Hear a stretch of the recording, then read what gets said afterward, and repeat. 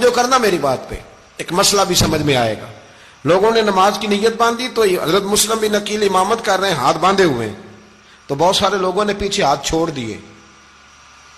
ایک بندے نے دوسرے سے پوچھا وہ ہاتھ کیوں نہیں باندھتے؟ کہنے لگے اگر عبید اللہ ابن زیاد کے کسی بندے نے دیکھ لیا نا تو ہم اسے کہیں گے ہم تو نماز پڑھ ہی نہیں رہے تھے، ویسے ہی کھڑے تھے، ہاتھ ہی نہیں باندھے سرے سے۔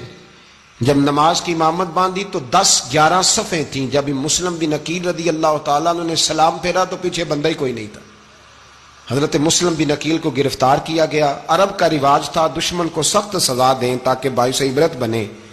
بہت اونچا مینار تھا کوفے کا، گورنر ہاؤس کا، اوپر لے جا کے جناب مسلم بن عقیل کو زمین پہ گرایا گیا۔ اور جب وہ شہید ہو گئے تو شہید ہونے سے ایک رات پہلے وہ خط لکھ چکے تھے امام حسین کو کہ آپ آ جائیں، حالات بڑے اچھے ہیں۔ خط ملا تو امام حسین مکے سے کوفے کی جانب چل پڑے۔ امام علی مقام رضی اللہ تعالیٰ عنہ جب چل پڑے، تشریف لا رہے تھے تو رستے میں فرزق شاعر ملا، بڑا محب اہل بیت تھا۔ رستے میں ملاقات ہوئی، اللہ اکبر۔ حضرت مسلم بن عقیل جب گرایا شہید ہو گئے تو پھر اس نے اس طرح کیا کہ آپ کی لاش کو لٹکا دیا چوک میں۔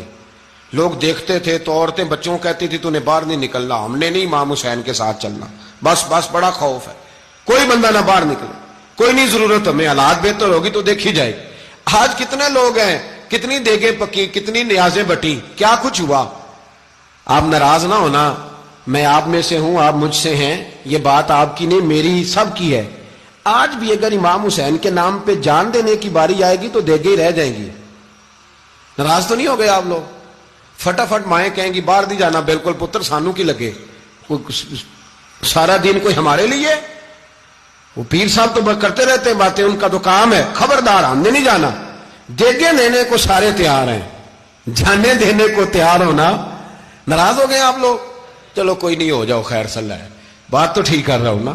حضرت امام حسین رضی اللہ تعالیٰ عنہ نے فرزق شاعر رستے میں ملا تو امام حسین کو کہنے لگا کہاں جا رہے ہیں؟ فرمایا میں کوفے جا رہا ہوں۔ کہنے لگا حضور نہ جائیے گا، لوگوں کے دل آپ کے ساتھ ہیں، تلواریں آپ کے ساتھ نہیں۔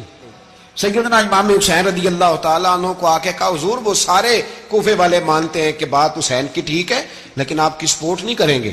اور اگلی بات فرزق نے یہ کی کہ حضور میں حضرت مسلم بن عقیل کی لاش کو لٹکی ہوئی دیکھ کے آیا ہوں کوفے کے چوک میں، بڑا ہی خوبصورت فکرہ ہے امام حسین کا۔ فرمانے لگے میرا بھائی لٹکا ہوا تھا، کہیں کسی کے آگے جھکا تو نہیں تھا؟ لٹکا ہی تھا نا، کہیں جھکا تو نہیں کسی کے آگے؟ کہا حضور نہیں۔ تو آپ فرمانے لگے اگر مسلم بن عقیل لٹک گیا تو حسین بھی لٹک جائے گا، لیکن جھکے گا۔ حضرت امام حسین تشریف لائے، بچوں سمیت آئے۔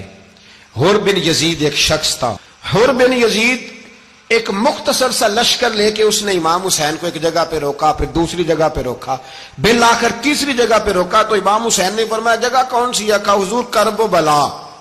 فرمایا بس یہی خیمے لگا دو، یہی۔ حضرت سیدہ زینب نے پوچھا امام حسین سے کہ سارے زمانے نے روکا ہے، ٹھیک ہے آپ حق پہ ہیں، یہ بھی سب نے کہا ہے آپ حق پہ ہیں، پر روکا بھی سب نے، آپ روکے کیوں نہیں؟ تو ابن کثیر اور ابن اسیر لکھتے ہیں کہ امام حسین رو پڑے، کہنے لگے بہن میں رک جاتا پر میں نے رات کو نانا مصطفیٰ کو خواب میں دیکھا ہے۔